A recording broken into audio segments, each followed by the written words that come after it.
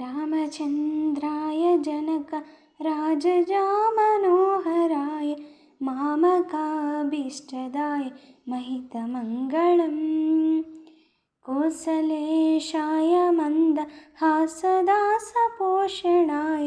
वासवादिविनुत सद्वराय मङ्गलम् चारुमेघरूपाय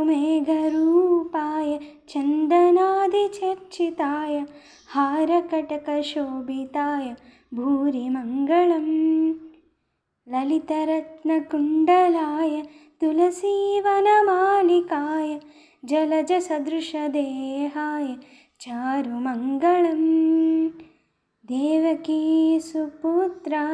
देवदेवोत्तमाय भावजागुरुवराय भव्यमङ्गलम् पुण्डरीकाक्षाय पूर्णचन्द्रवदनाय अण्डजावाहनाय अतुलमङ्गलम् विमलरूपाय विविधवेदान्तवेद्याय सुमुखचित्तकामिताय शुभमङ्गलम् रामदासमृदुलहृदयतामरसनिवासाय स्वामी भद्रगिरिवराय भव्यमङ्गलम् रामचन्द्राय जनकराजजामनोहराय मामकाभीष्टदाय महितमङ्गलम्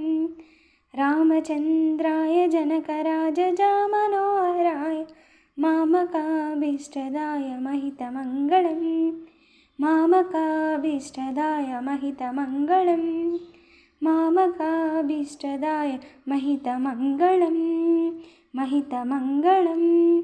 महितमङ्गलम्।